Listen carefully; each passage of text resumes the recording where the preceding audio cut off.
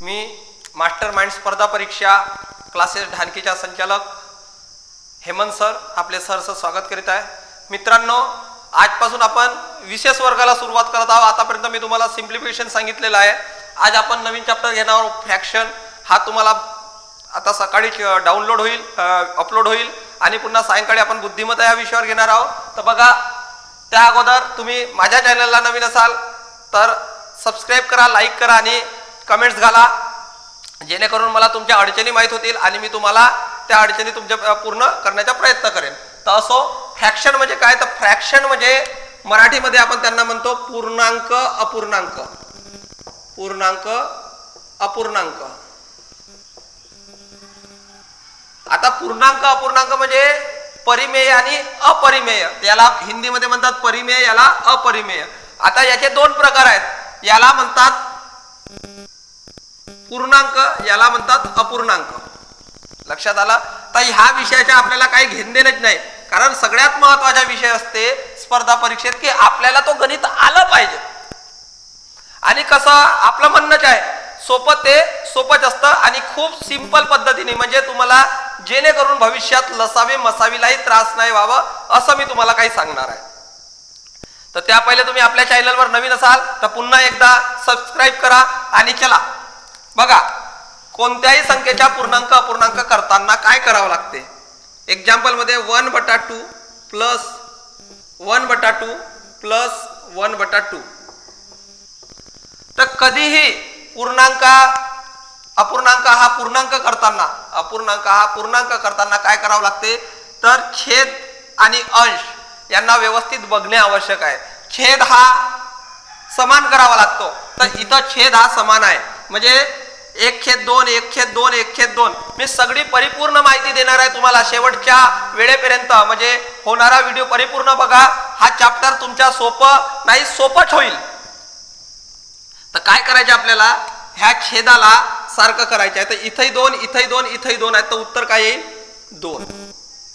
आता काय, ह्या इथं छेद 2 2 आहे, आता इथं मधात सिंबल आहे 1च्या, करा 1 + 1 + 1, कारण इथं 1 1च आहेत ना। इथं आपण 2 हा पूर्णांक सारखाच आहे, 2 पूर्णांक म्हणतो, छेद हा सारखाच असल्यामुळे इथं 2च लिहिलो, काही भाग करावा लागला नाही ना। 2 1 2, तर 1चे 1च उत्तर आला 3/2। पण आता मी भरपूर शिक्षकांना असं पाहिलं, मी कुणाला नाव घेत नाही, कुणाला विरोध करायचे नाही, विद्यार्थ्यांना अपूर्ण माहिती देऊन ठेवतात। कधीही अंश हा छेदापेक्षा मोठा नसावा। साध्या भाषेत सांगतो तुम्हाला, वरचा अंक हा खालच्या अंकापेक्षा मोठा नसावा, असं ह्या फ्रॅक्शनच्या म्हणजे पूर्णांक अपूर्णांकाचे नियम आहे।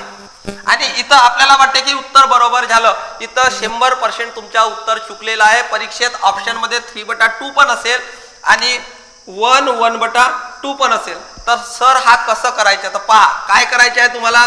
3/2 आहे, 3 ला 2 नी भागायचे आहे। 2 नी भागलो किती वेळा? 1 वेळा। 2 1 2, वाचले किती? 1। छेद जसंच्या तसं, किती वेळा भागलो? 1 वेळा भागलो, इथं लिहिलो 1। किती बॅलन्स उरले? 1 उरले, लिहिले 1। हे परिपूर्ण मी प्रत्येक प्रश्नामध्ये ह्या गोष्टीबद्दल माहिती देणार आहे। बघा मित्रांनो, आता आपण दुसरा प्रश्न घेऊया।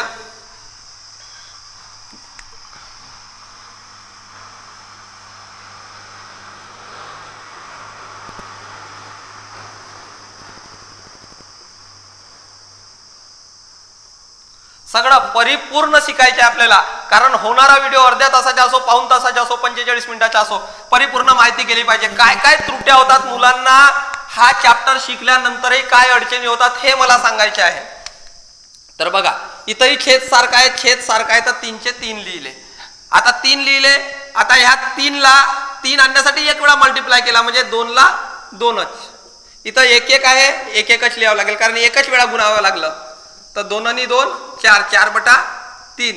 इथंही तसंच 1 1/3। कसं आलं? लक्षात आलं असेल। मी दुसरा प्रश्न त्याच्यासाठी सिंपल घेतला की तुम्हाला दुसऱ्या प्रश्नामध्ये तयारी असावी, म्हणजे दुसरा प्रश्न घेतल्यानंतर तुम्हाला कन्फ्युजन नाही व्हावं की इथं सारखा अंक होते म्हणून सारखं लिहिलं, इथं वेगळा अंक आहे 2 नाही, एकच वेळा। इथं जसंच्या तसं लिहिलं तर जसंच्या तसंच लिहावं लागेल।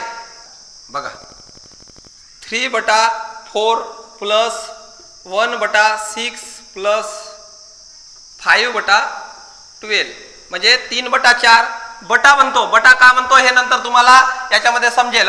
3/4 3/4 म्हणजे 4/3 6/1 12/5 असंच. वरचा अंक हा मोठा होता कामा नये. हा सगळ्यात महत्वाचा प्रश्न. ट्रेनमध्ये पुलं फेल होतात त्याच्यासाठी कुठं 5 लिहायचं आणि कुठं 18 लिहायचं. तशाच पद्धतीचे आहे. 3/4 3/4 म्हणजे 4/3 6/1 12/5. आता यांना कॉमन करायचं आहे. कॉमन करायचं आहे तर काय होईल पहा. 4 6 आणि 12 यांच्यापैकी ह्या तिघांपैकी कोणती संख्या मोठी आहे ते बघा. कोणती संख्या आहे. 12 मोठी आहे. 12ला 4 ने भाग जातो का. हो. 6 ने भाग जातो का. हो जाते ना. 4च्या पाड्यामध्ये 3 वेळा 12 आहे. 4ला 3 वेळा म्हटलं की 12 येते. 6ला 2 वेळा म्हटलं की 12 येते. बघा पुन्हा समोरच्या प्रश्नामध्ये समोरचे प्रॉब्लेम सॉल्व्ह होतील. फक्त ऐका. किती आला आपला लसावी 12. लसावी म्हणतो छेद. 12ला सगळ्या संख्येने भाग जाते 12. आता या 4ला किती वेळा मल्टिप्लाय केलं 12 आणण्यासाठी आपण 3 वेळा. 4 3 12. ह्या 3ला तेवढ्याच वेळेस याच्या बरोबर मल्टिप्लाय करा. आता लिहायची गरज नाही. आडवा तिळवं. याला किती वेळा मल्टिप्लाय केला आपण 3. तर याला 3ला 3 वेळा मल्टिप्लाय करा. 3 3 9 प्लस 6ला किती वेळा मल्टिप्लाय केलो आपण 2 वेळा म्हणजे 2 1 2 प्लस 12ला किती वेळा मल्टिप्लाय केलो आपण 1. 5 1 5. व्यवस्थित पहा. आता उत्तर 9 आणि 2 11 11 आणि 5 16 16/12. आता भाग जाते. पुन्हा बघा व्यवस्थित बघा. भाग जाते 16 आणि 12ला कॉमन भाग जाते. कोणत्या संख्येने जाते तर 4 ने जाते. 4 3 12 न 3 12 सॉरी 4 16 4 3 12. पहा बोलताना ह्या चुका होतात. 4 16 4 3 12 म्हणजे किती आला 4/3. पण हा परिपूर्ण उत्तर नव्हे. 4ला 4 मोठा अंक आहे 3 लहान अंक आहे. त्याच्यामुळे काय करावं लागेल आपल्याला 4ला 3 ने भागावं लागेल. 4ला 3 ने भागावं लागेल. तर 3 1 3 वाचलं 1. तर काय लिहावं लागेल आपल्याला वरच्या 1 इथं लिहिलं. भाज्य सोडून द्या. ते नंतरचा विषय आहे. आपल्याला फक्त स्पर्धा परीक्षेमध्ये यश प्राप्त करायचे आहे. आपल्याला प्रश्न पडते की सर कोणता 1 लिहू. वरच्या 1 इथं लिहायचा आहे आपल्याला.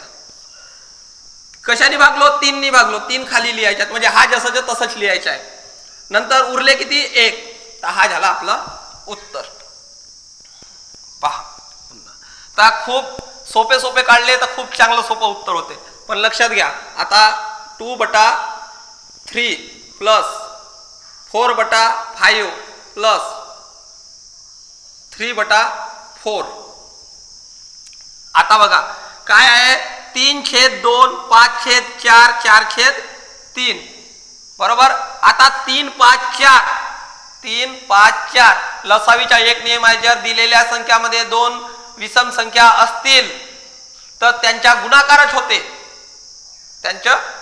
होते. आणि मी तुम्हाला स्पेशल सांगेन जास्त मेहनत करायची गरज नाही आहे. काय करायचं हे सगळे रेग्युलर डिजिट दिसतात आणि 2 सम नाही आहेत. एकच सम आहे. तर मग यांच्या गुणाकार हाच लसावी असते म्हणजे हाच छेद होईल. समान आणायच्या 3 5 15 15 60 3 5 15 15 60. आता या 60ला 3 आणण्यासाठी किती वेळा मल्टिप्लाय करावं लागलं तर पहा 5 20 20 वेळा मल्टिप्लाय करावं लागलं. आता ह्या 20ला काय करायचं याच्यासोबत मल्टिप्लाय करायचं. 20 दुने 40 प्लस ह्या 5ला 60 आणण्यासाठी किती वेळा मल्टिप्लाय करावं लागला. खूप मुलांना त्रास होते. मग करायचं 3 12. ह्या अंकाला सोडलो हे अंक 3 12. या 12ला या 4 ने मल्टिप्लाय करा 12 48. नंतर या 4ला किती वेळा मल्टिप्लाय करावं लागलं 3 5 15 3 5 15 5 20 3 12. लक्षात आला. आता ह्या 15ला 3 ने मल्टिप्लाय केला 15 3 45. पुन्हा एकदा रिप्लाय पहा 60 60 40 48 आणि 45 ची बेरीज करायची आहे. पहा सोपं आहे. मी तुम्हाला या ऍडिशन याच्यामध्ये सांगतो. पूर्वीचा जो प्रकरण आहे तो आताही इथं सांगतो याच्यासाठी की हा समजावं. तुम्ही ऑनलाईन शिकत असले तरी ऑफलाईन सारखे शिकणं आवश्यक आहे. हा समजावा तुम्ही. काय 4 तिया 12, 4 4 4, 4 तिया 12 म्हणजे 120 ना 8 आणि 5 13, 120 न 13 133. याला भागायचा खूप मोठा प्रश्न नाही आहे. बघा काय होते भागाकार मी सांगतो तुम्हाला. 60 जसेचे तसेच लिहायचे, छेद जसेचे तसंच लिहावं लागते. हा सगळ्यात महत्वाचा प्रश्न.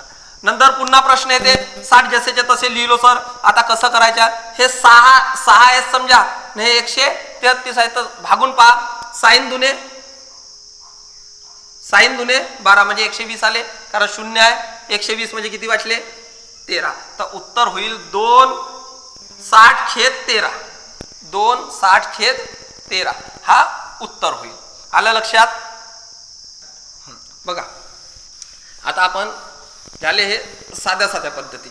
आता आपल्याला प्रश्न येतो वेगळ्या पद्धतीच्या आणखी. कसा 2 3/7 प्लस 4 5/8 प्लस 1 1/4. मी हे का केलं मी त्याच्यानंतर तुम्हाला सांगतो. बघा आता काय आहे, इथं अपूर्णांक आहे 2 7/3 4 8/5 1 4/1. लक्षात आलं. आता यांना काय करायचं, काही जास्त हार्ड नाही आहे. खूप शिक्षक सांगतात 7 दुने 14 आणि 3 17 करा सर, 8 × 32 न 5 37 करा, 4 1 4 आणि 1 5 करा. काही करायची गरज नाही. यांना करा पहिले ऍडिशन. 2 4 6 6 1 7. मी सगळं उत्तर दाखवणार आहे तुम्हाला. हे 7 बाहेर निघाले. आता वाचलं का 3/7 5/8 1/4 वाचला. 7 8 4 च्या एलसीएम काढा. मी तुम्हाला पहिलेच सांगितलं, या प्रश्नाच्या पहिले सांगितलं होतं 7 8 4 वेगळे वेगळे अंक आहेत. 8 न 4 ला भाग जाते म्हणजे 8 च्या पाड्यात येणार 4 8 4 च्या पाड्यात 8 आहे, 8 च्या पाड्यात 4 नाही म्हणजे मोठा अंक हा आहे ना. हा 7 दोघांच्याही पाड्यात नाही आहे. मग काय करायचं, मोठ्या अंकाला लक्षात घ्या. हे करताना छेद सामायिक करताना, सामायिक म्हणजे सारखा करताना लक्षात घ्यायचा 8 बरोबर कोणताही मल्टिप्लाय हो त्याच्यासोबत 4 येईलच, 100% येईल. कारण 4 च्या पाड्यात 8 आहे. 4 च्या पाड्यात 8 आहे. आता पहा काय होईल मग. 8 आणि 7 आहे, 7 8 56 4 च्या पाड्यात येतात. कसे येतात ते मी सांगतो तुम्हाला. किती आले इथं 56. आता तुम्ही म्हणू शकता सर 28 का नाही घेतलं. 28 दुने 56 होतात. 4 च्या पाड्यात 28 आहे पण 8 च्या पाड्यात 28 नाही. म्हणून आपण काय केला 8 ला सगळ्यात मोठा अंक आहे ना त्याच्यासोबतच केला, याच्यासोबतच मल्टिप्लाय केला. जास्त विचार करायचा नाही. इथं तुम्हाला उत्तर बरोबर जागेवर भेटेल. 7 8 56 म्हणजे किती वेळा मल्टिप्लाय केलो 8 वेळा. 8 × 24 प्लस 8 ला किती वेळा मल्टिप्लाय केलो 7 वेळा.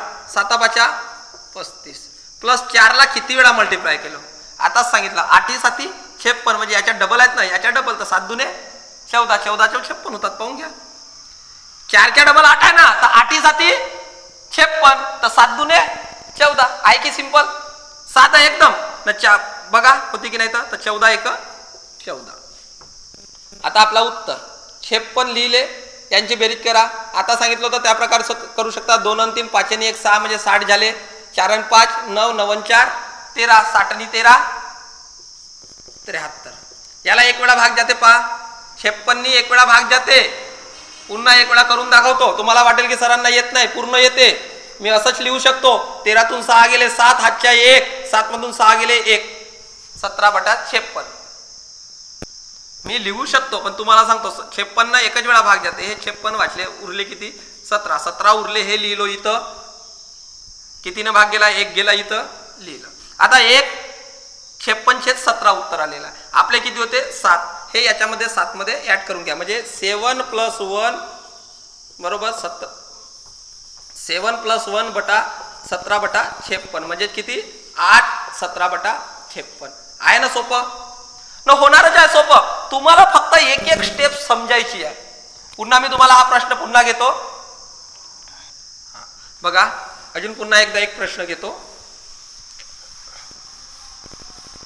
जीवन खूप सुंदर आहे, अनुभव तुम्हाला सांगत जाईल. लक्ष द्या. जीवन खूप सुंदर आहे, अनुभव तुम्हाला सांगत जाईल. प्रयत्न करणं विसरू नका. मार्ग तुम्हाला सापडेल. मार्ग भरपूर आहेत दादा मित्रांनो, मार्ग भरपूर आहेत. ते पकडायसाठी तुमची इच्छाशक्ती असली पाहिजे. आणि इच्छाशक्ती नसेल तर आपल्याला मार्ग सापडणार नाही. कालच सांगितलं आपण जिंकू शकतो हे म्हणण्यापेक्षा मी जिंकणारच आहे हे म्हणा. कारण हे कॉम्पिटिशन नाही आहे, कॉम्पिटेटिव्ह आहे. काय तुम्हाला तेही समजावून सांगायचं मला कॉम्पिटिशन आणि कॉम्पिटेटिव्ह मधला फरक. कॉम्पिटेटिव्ह हा स्वतःला जिंकण्यासाठी असतो, तर कॉम्पिटिशन हा दुसऱ्यांना हरवण्यासाठी असतो ना. कॉम्पिटिशन मध्ये जो उतरला तो कधीच स्पर्धा परीक्षेत यश नाही मिळवत, तर कॉम्पिटेटिव्ह मध्ये जो उतरला तो स्पर्धा परीक्षेत यश मिळवते. कारण हारणे आणि जिंकणे हा तुमच्या एकट्याचा खेळ आहे, दुसरा व्यक्ती तुम्हाला साथ देणारा नाही याच्यात. बघा आणखी एक उदाहरण घेऊ. 3 4/5 प्लस, आता एकदम सोपा करावा म्हणून घेतो, 1 3/10 प्लस 4 2/15. आता लक्ष द्या, मी आताच सांगितलं तुम्हाला काय करायचं. हे जे अपूर्णांक आहेत ते काढून घ्या. 3 आणि 1 4 आणि 4 8 हे काढून घ्या. हे काढले आपण, हे काढले डब्यात सगळून ठेवून दिले. हे ज्या वेळेस आपल्याला आवश्यकता पडेल तेव्हा काढायचं. आता 5 10 15, 5 10 15 मध्ये कोण मोठा आहे? 15. म्हणजे 5 15 मध्ये येतातच, 10 अर्धे येतात. 15 दुने 30, 15 दुने 30. 30 5च्या पाड्यात 30 आहे का? हो सर म्हणाल. 10च्या पाड्यात 30 आहे का? हो सर म्हणाल. आता तुम्हाला हाही प्रश्न पडू शकते, सर पहिले सोपा घ्यायचा ना मग हार्ड घ्यायचा ना. मी जर पहिले सोपा घेतलो ना मग हार्ड घेतलो तर याच्यामध्ये फरक काय होते? पोरांना असं वाटते अंक असेच येतात, 2 4 6 अंक येतील, 5 10 15 अंक येतील. मित्रांनो असं कधीच अंक येत नाही. परीक्षेचे पानं छेडून पहा. शिक्षकांना शिकवण्यासाठी 5 10 15 शिकवणे आहे, पण विद्यार्थ्यांना तोच माहित नाही की आपल्याला प्रश्नच बनवता आलेला नाही. असो, आपल्याला काही त्याच्यासोबत घेणदेण नाही. आपण सांगायलो व्यवस्थित ऐका, मार्ग तुम्हाला नक्की सापटत आहे. 5 सके 30 म्हणजे 6 चौ 24, 10 तिया 30 म्हणजे 3 तिया 9, 15 दुने 30 म्हणजे 2 दुने 4. किती आले बा? 24 9 33 आणि 4 37/30. 37/30 म्हणजे किती वेळा भाग जाते? 1 वेळा भाग जाते. वाचले 7 उरले 30. हा समोर किती होते आपले? 8. असे प्लस 8 केले तरी उत्तर येईल तुमच्या 9 7/30. तर असं आपलं हे सिम्प्लिफिकेशनचं फ्रॅक्शन आहे. आता याच्यात राहिला सबस्ट्रॅक्शन. सबस्ट्रॅक्शनलाही तेच करायचे आहे, सबस्ट्रॅक्शनलाही तेच करायचे आहे, अंक मायनस करायचे आहे. खरंच हा प्रश्न तुला पडलेला प्रश्न, तुम्हाला पडलेला प्रश्न खरोखरच चांगला आहे. मी तुम्हाला पुन्हा एकदा सांगतो, विचारलेला प्रश्न बरोबर आहे की 5 10 15 हे 30 आले कुठून? तर मी काय केलं, मी तुम्हाला पूर्वीपासून तेच सांगत आहे, 15 हा मोठा अंक आहे. 15 हा मोठा अंक आहे. मी काय केला, 15 दुने 30 म्हणजे 15 पाड्यात आला पाहिजे. सगळ्यात मोठा अंक पहिले पाड्यात आला पाहिजे. लहान येतात का तर नंतर शोधू आपण. 15 दुने 30. 30 5च्या पाड्यात येते का? 5 सके 30 होतात, 10 तिया 30 होतात. आता याच्यासाठी तुम्ही जर लसावी पहिले शिकले असाल तर लसावी करू शकतो. लसावी मध्ये मी पुन्हा आणखी हा एक्सप्रेशन एक घेईन आणि स्पेशल एक एक प्रश्न प्लस मायनस मल्टिप्लिकेशन डिवायडेशनच्या एकत्रच चॅप्टर होणार आहे आणि सगळे मिक्स. याच्या जवळपास 1 तासाचा मी व्हिडिओ तुम्हाला टाकेन. तर असो, आपल्याला एवढंच सांगायचं आहे. आज पुन्हा बुद्धिमत्तेचा एक व्हिडिओ येणार आहे सायंकाळी. एनॉलॉजी अल्फाबेट आणि 100% एनॉलॉजी म्हणजे अल्फाबेट तुम्ही येणाऱ्या कालावधीत अर्ध्या मिनिटात किंवा 1 मिनिटात सोडवाल, अशी तुमची आजच मी ते बुद्धिमत्ता परिपूर्ण करून दाखवेल. आणि तुम्हाला ए पासून झेड पर्यंत अल्फाबेट हे डिजिट मध्ये कसे लक्षात राहतील हे करून दाखवेन. तुम्ही विचार करत राहाल म्हणून तुम्हाला आजच सांगतो, आपल्या चॅनलला सबस्क्राईब करा, लाईक करा, कमेंट्स करा. धन्यवाद.